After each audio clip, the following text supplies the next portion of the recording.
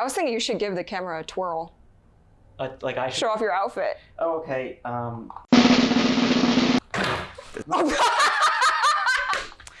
We're gonna do another take on that. Okay.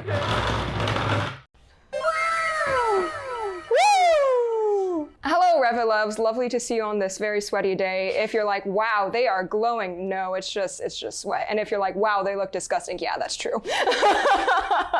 It is very hot, and we are finally getting to Queendom. Our schedules, like I was out of town, and then he was like with his parents, and then like we're finally. Yes. Yeah, we're finally getting here. to it. Like we're 2 weeks later. Yep. And then the editing for this will probably take like another week, and we'll be like a month late. But anyways, I searched up an article so we can know what the message through the song is. Yeah. I can't read. And what the thesis statement centers on is the vocalist taking a boss-like approach to life, or put differently, she doesn't need an official crown to feel like a queen, i.e. an extraordinary lady who can accomplish any goal, attributing to her happiness. Instead, she is under the disposition that we as individuals, quote, were born to dazzle, end quote. So the Dazzle. Sorry. Good reference. Thanks. So the real challenge comes in adopting the I can do it as opposed to the defeatist attitude. Is it canon that Red Velvet are the evil people of Kwangya? No, okay. So in SMCU The Origin, when it's listing through the groups, there is there are a couple of them that clearly correspond, like Shiny being the 5 lights. Like it says the phrase as the crest comes up, and like Shiny being the 5 lights. And I believe Red Velvet's is transcendental beings in communion with the gods. It's not written, like I don't think anyone's quite sure what that means. And one time Sugi said probably it's a joke that she was the Black Mamba. Okay. I've seen speculation that maybe one of them is Black Mamba, one of them is Novice. Oh, so not all of them are bad, but one of them. Maybe. I mean, like, or maybe, like there was also with Monster, there was a whole, like them kind of being 2 sides of the same person sometimes. Like, Monster was kind of switching between, like, sometimes it seemed like it was, in the music video, it was more leaning toward romance between them, but also, like, in some of, like, there was the Irene and Irene are interviewed where both Sugi and Irene are playing the part of Irene, and then Sugi and Sugi were interviewed where the opposite was the case. So, yeah, Monster had this sort of thing where maybe they're lovers, maybe they're 2 sides of the same being. Okay. Yeah. Big question marks. This whole video is just a Kwangya explanation. Okay. 3, 2, 1. Oh, my AirPod. Oh no, it's in my back pocket.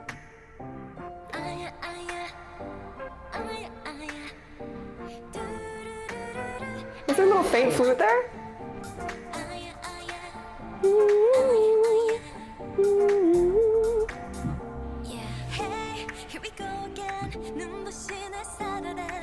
Oh, it's so gentle and delicate. Yeah. Yeah, like the really sort of reverby cloud just around it.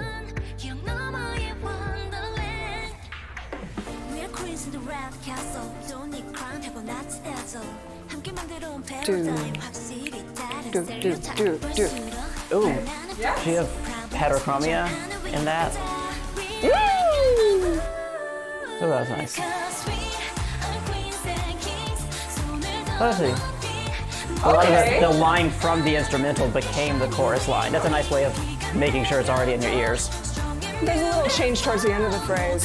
Yeah. There we go. I like a little chromatism.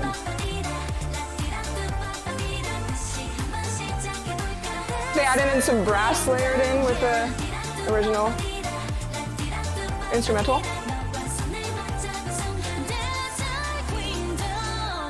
Ooh.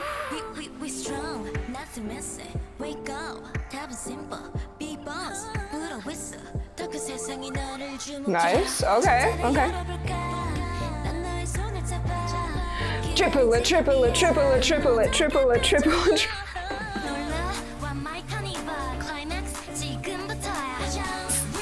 Okay. What is that right there? It's shifting more toward D major, but it's not doing it with a tonic triad, I think.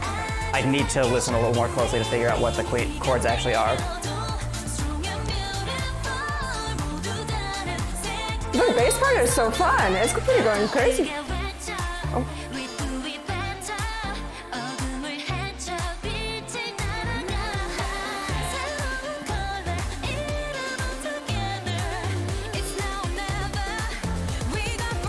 Was that a hi-hat or a cymbal flying?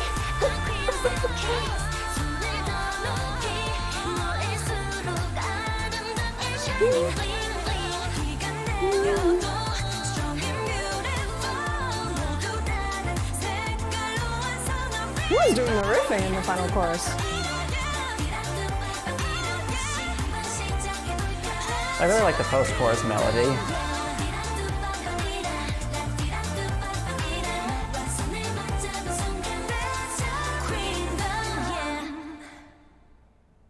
That was so sweet. Yeah. Da da da. Little chromatic motion in the bass at the end of phrases. Da, Yeah. da, da, da, da, da. I thought that last chorus was quite cute because I think they had, was it Joy, then Solgi, then Wendy riffing? I thought I heard wasn't sure. Joy in there. I wasn't noticing in that much detail. Last chorus? Yeah. 2:15, 3, 2, 1. So we've got that take out most of the instrumental. 2, 3, 4, hit. Okay, Wendy, right?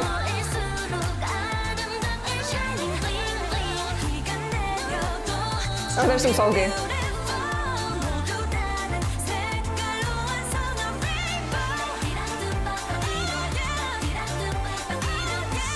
That bass is so, it's like,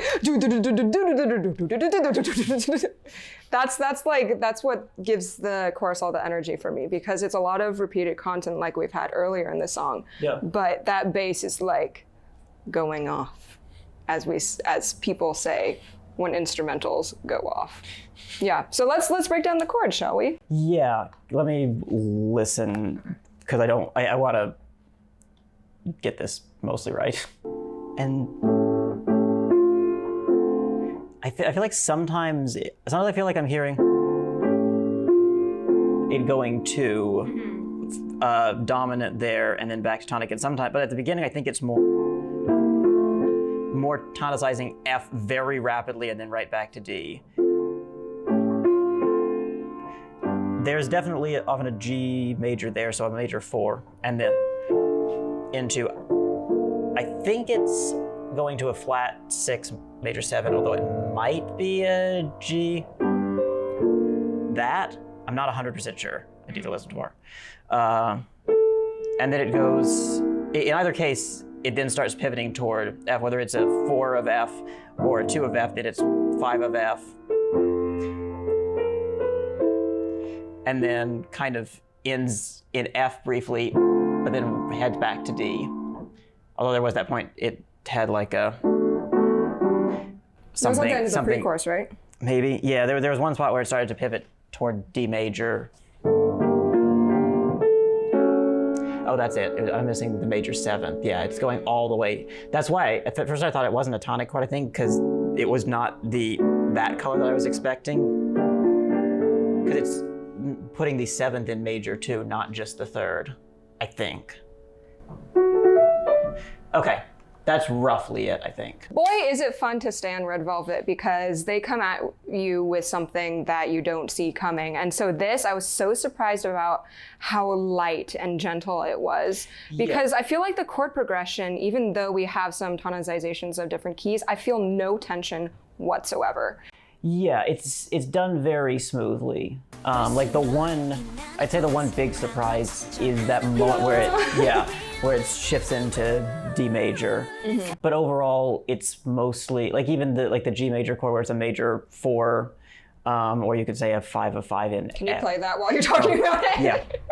The 5 of 5 in yeah, G like major. you could call.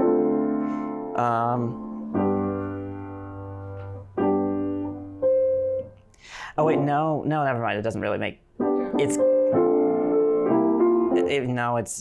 Well, okay, yeah, no. Like you could say this is ultimately leading to this, but it's still there's no real tension moving in Yeah, it's just it's like very smooth. Flitting from flower to flower. Every time I mention the name of a song, Sean feels the need to play it on piano. Yeah, it's very smooth chromaticism. So there's no point where it's just like abruptly in a completely new area. Right. And even the chromaticism, I'd like, maybe there's direction forward, but I don't feel like any of the color is changing. It's all like around the same realm. Yeah, there's nothing, like, except again, that one shift, a lot of it, yeah, I mean, just if you're in D minor or F major, right, you're in the territory of one flat. And if you then sharp or have a major 4, that's just making the B natural. So it's just like one note shifted, basically one key signature over. Right, right. And then the rap section was really cute. I want to re-listen to that. Yeah. I liked Yeri's rhythmic cadences for that moment. Yeah. Yeah, I felt like she was inflecting more than usual, exactly. Too. Okay, so 106, 3, 2, 1.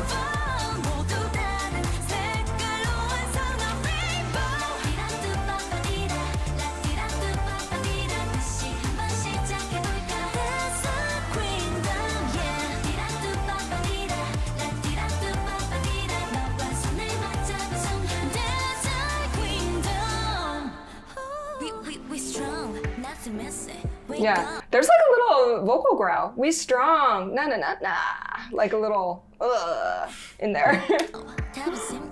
Yeah, a little fry. Little sparkly bell hits in the background and for that transition. Oh, and she was like sing rapping, right? Da da da da da da da, and there were beautiful harmonies in the background. Yeah. Yeah, not as much, not vocal fry as far as like Sassy Me, but a little bits of it at the end of phrases. For Yeri's part? Yes, in Yeri's part. Vocal fry is the word, not vocal growl. Yeah, like that. Oh, if you just do that. But yeah, you can kind of I'm not a vocalist. No, that was a good demonstration. I can't like really smoothly do that. But yeah. So I think, for this song's construction, it feels like they took this specific chord progression and they simplified it down to just chords and they added extra voices on top of it and they continued to change the textures, like what was playing it throughout. Like at the beginning, it's just this very gentle synth and this flute sound, and eventually they add in brass and a few other synth pads, and then they add the vocal line to sing along in perfect unison on top of it. And so I feel like they took an idea and then developed it throughout, which isn't my personal favorite writing technique. I like very strong, drastic changes in music and like in-your-face textures and weird harmonic stuff. Like surprisingly, Power Up has that for me. But yeah, this one is very subtle.